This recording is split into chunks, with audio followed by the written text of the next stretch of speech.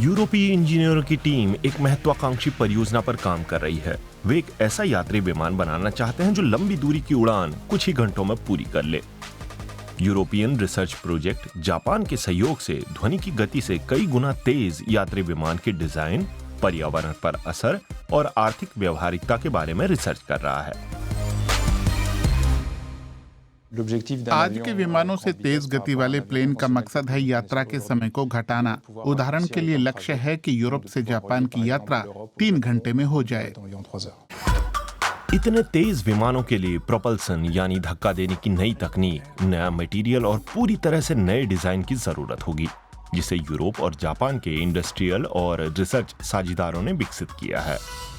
आप कई आकारों की कल्पना कर सकते हैं, लेकिन बहुत सी चीजें एक जैसी होंगी, जैसे सटीक एरोडायनेमिक डिजाइन, क्योंकि ऐसा नहीं हुआ तो खिंचाव बहुत ज्यादा होगा और आपको प्रोपल्शन सिस्टम से इतना तेज धक्का नहीं मिलेगा जो विमान को तेजी से आगे बढ़ाए।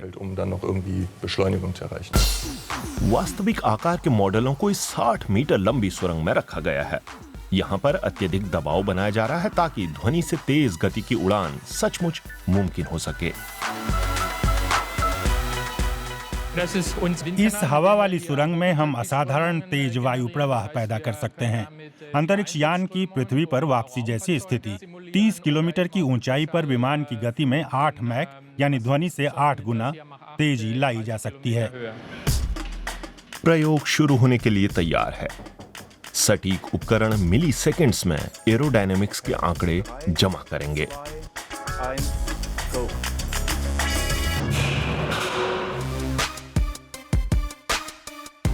पारंपरिक विमान की तुलना में आपको बहुत ज्यादा अंतर नहीं दिखेगा, केवल समय का पहलू ही अलग होगा।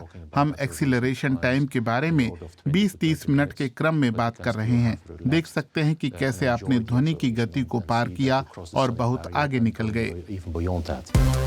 ज्यादातर डिजाइनों में यात्रियों को फ्यूल टैंकों के पास रखा गया है। ये विमान में सबसे ज्यादा जगह घेरने वाला हिस्सा है। ईंधन के विकल्प के तौर पर रिसर्चर लिक्विड हाइड्रोजन पर विचार कर रहे हैं। ये CO2 पैदा नहीं करती और कूलेंट की तरह भी इस्तेमाल हो सकती है। हमें एक ऐसा प्रोपल्शन सिस्टम विकसित करने की जरूरत है जिसे उड़ान भरने से लेकर 5 मैक तक ऑपरेट किया जा सके। ध्वनि से 5 गुना तेजी से उड़ान का मतलब है इंजन के लिए बहुत गर्म संरचना। तापमान को कम करने के लिए बहुत ठंडे ईंधन का इस्तेमाल कर हमने इसका हल निकाला है।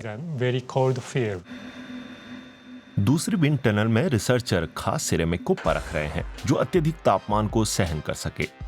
ये मटेरियल हाइपरसोनिक जहाज के आगे के सिरों की रक्षा करेंगे, जो वायु से घर्षण के कारण हजारों डिग्री सेल्सियस तक गर्म हो जाएंगे। हमारी जांच का उद्देश्य है गर्म हिस्से को पतला रखना ताकि गर्मी का असर यात्रियों पर उतना ही कम रहे जितना पारंपरिक उड़ानों में होता है। तो फिर हम कब ऐसी फ्लाइट का टिकट बुक कर पाएंगे? इस तरह का व्यावसायिक जहाज हम 2040 से 2050 तक बनाना चाहते हैं। बाकी सब तकनीकी विकास पर निर्भर करेगा।